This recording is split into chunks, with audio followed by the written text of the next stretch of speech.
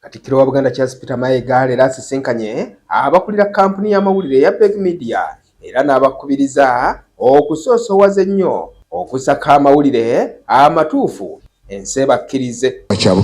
Ensisinkano eno ebadde ku mbuga enkulu eya Buganda Bulange Mmengo ku ssaawa 5 ez'okumakya.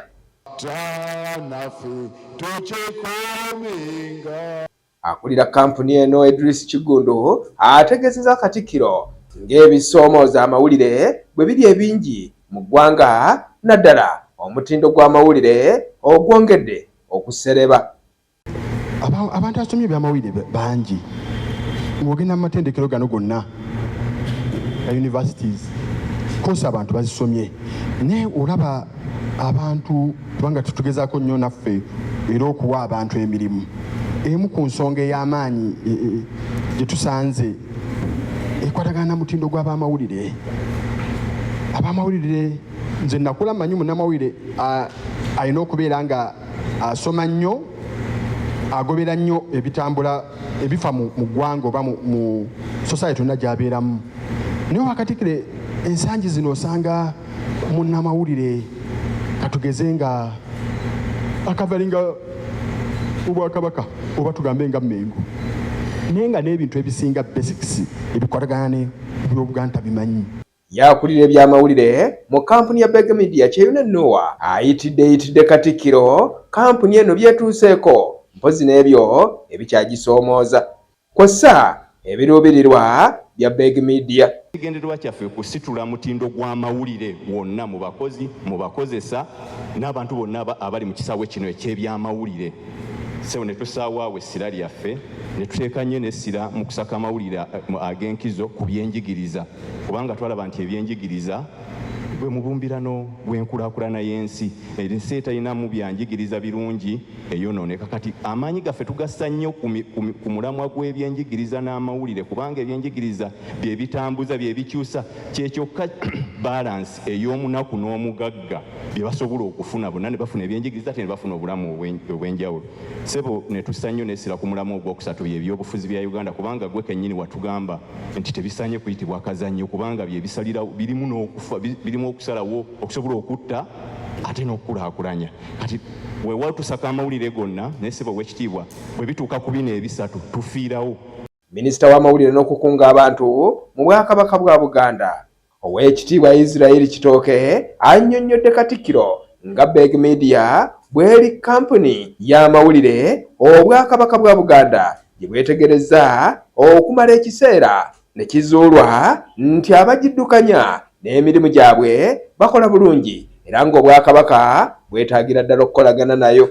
Tulina abantu bangi abali mu kisaawe ky'amawulire naye nga bapapa mu mpeereza yaabwe boogera kalebule n'ebigambo oluusi ebissa oba ebirengezza ekitiibwa kya Namulondo naye bano abali mu maaso go n'okubasemba okujja bakola omulimu mulungi nnyo bwe twagala okusigala nga bagenda mu maaso.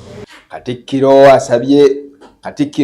asabye Beg Media okwekwata amawulire amatuufu ensi esobole okugyesiga n'okugyekwata.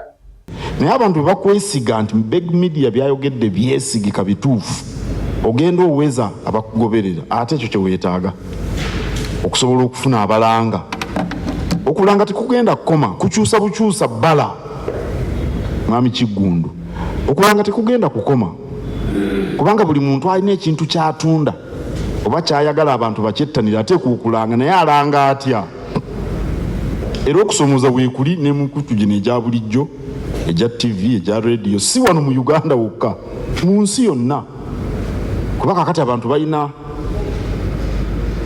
wangi we bayinza okulangira naye balanga batya.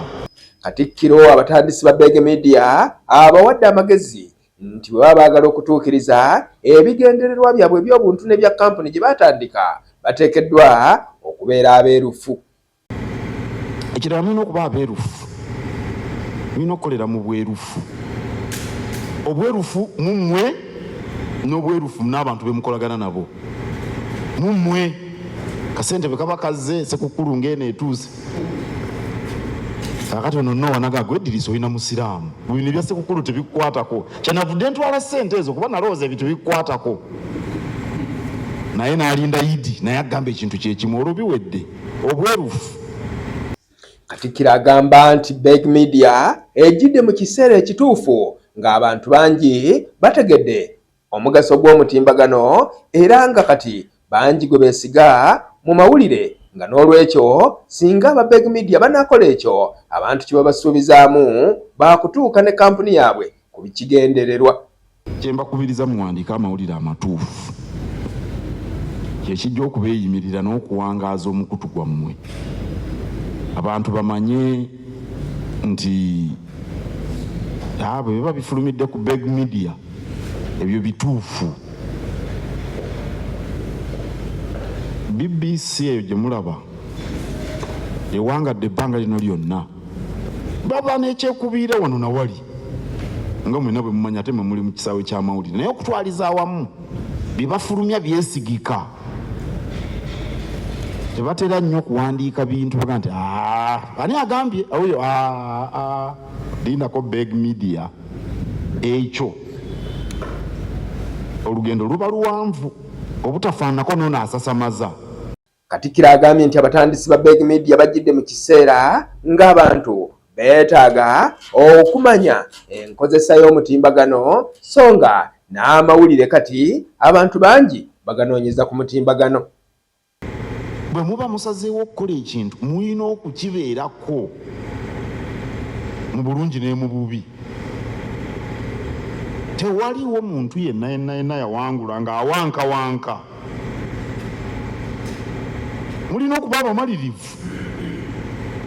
Era kambabuulire kino bwe muba temweraliikirira olwa kino kye mwatandika olwo tekirimu kantu. Bw'otandika ekintu kyonna ne kitakweraliikiriza ekyo kintu katoole. Bw'otandika ekintu kyonna nga okitaddeko omwoyo gw'oteeka okweraliikirira. Mu Luzungu bagamba if your plans don't scare you they are not big enough. Bwe bagamba njogera weeri.